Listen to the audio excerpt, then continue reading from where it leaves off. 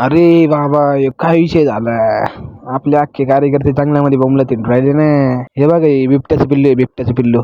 कसं आहे हे गणेश आहे, त्याला एक बिबट्यावरच बसले तर हे बिबट्याचं पिल्लू उचलले पोरांनी. नाद करते काय नाद करते. तर नमस्कार मंडळी, स्वागत आहे तुमचं आपल्या 10K जर्नीच्या नवीन एका ब्लॉग मध्ये. जवळजवळ 8 दिवस झाले तसं आपण बाहेर कुठे गेलो नव्हतं. मग कार्यकर्त्यांचं अचानक ठरलं, मला आला फोन, म्हणलं चला. आपलं कार्यकर्ता गेला होता कॉलेजला, त्याला म्हणलं जमत नाही, जावंच लागते कॉलेजला, नंतर कधी पण जाते फिरायला, आताच जावं लागते. आपला कार्यकर्ता खिडकीतून बॅग खाली टाकून घरी पळून आला. विषय किती हार्ड असेल. गाडीवरती तिघं बसल्या बसल्याच गाडी आरडली, मालिक हवा कमी हवा टाका. म्हणलं टाकतो ना बाई, तुझ्यासाठी दिसतं सगळं आजी रे. घेतली मग 580च्या स्पीडने हवा मारून. हवेचा प्रेस इतका फासका नव्हता ना. म्हणलं भाई माझ्या थोडे कॅसल ना मारे माझ्याकडे. भैया म्हणतो 150 रुपये लगा. मी म्हणले फटका खाएंगा फटका, इधर मराठी में बात करने का, ये महाराष्ट्र. हे आरच्या भैयाला हिंदी प्लस मराठी मध्ये ज्ञान बाजून निघालो होता आपण एका नवीन दौऱ्याला. चारही बाजूने डोंगर होता. म्हणलं गाडीने चालवा. ज्या ठिकाणी जायची आतुरता होती त्या ठिकाणी आपण आलो होतो. हे ठिकाण जर तुम्हाला माहिती असेल तर तुम्ही पण इथे व्हिडिओ काढा ना. घरी नका बसू, चला हिंडायला. फक्त आमच्यासारखं सोमवारी नका येऊ, म्हणजे दानका विषय होऊन जाईल.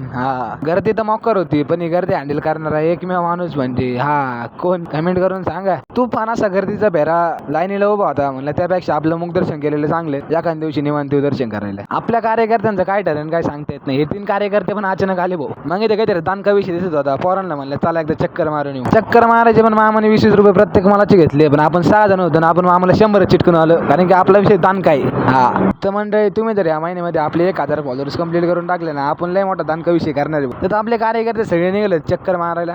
चक्कर मारता मारता अचानक काय दिसले, बाबा टायगर याला म्हणतात वाघ. आणि वाघ झालाय भेगी बिल्ली, कारण त्याच्यावर चढलाय आपला कार्यकर्ता. दानका विषय आपला. इथे सगळे प्राणी पक्षी एकदम दानक्यामध्ये होते. म्हणले जावा काय नो घरी घेऊन, घरी जाऊन पाळता येईल. पण नंतर म्हणलं वन विभागाची केस पडा आपल्यावरती. मग बसायला गंजेल मी दानका विषय करीत. तेवढ्यात आपल्याकडे नाही शेट ना भाऊ, घेतला ना बातकाल दत्तक. म्हणलं विषय दानका. या मोरणीचा बेसारा एकदम गोडवानी फुललेला होता. पोरांना म्हणलं याचे पिसं उपटा आणि मुंबईला घेऊन जाऊ, तिकडे लोक विकत येते आला, आपण पण विकू आणि पैसे कमवू. त्याच्यानंतर कार्यकर्त्यांना इथं मगर दिसली. कार्यकर्त्यांना म्हणलं मगरीचे दात पण आपण गायब करू भाऊ. आपल्या कार्यकर्त्यांना एकदम सिरियसली मनावर घेतलं होतं, पण दात का बाहेर निघत नव्हते. म्हणलं चला आता काय काम धंदे नाही आपल्याला. आपण इथं सहज नितीन भाईयाला म्हणलं भैया रेसला काय का क्या. भाईयाने इतकं मनावर घेतलं ना का आपल्याला एक मागं सोडून दिलं भाऊ. चला तर मंडळी, आम्ही जातो आमच्या घरी. तुम्ही पण आपल्याला लाईक फॉलो करून घ्या. आणि ह्या ठिकाणी जर कधी आलास तर आपल्याला एक कॉल अप करा.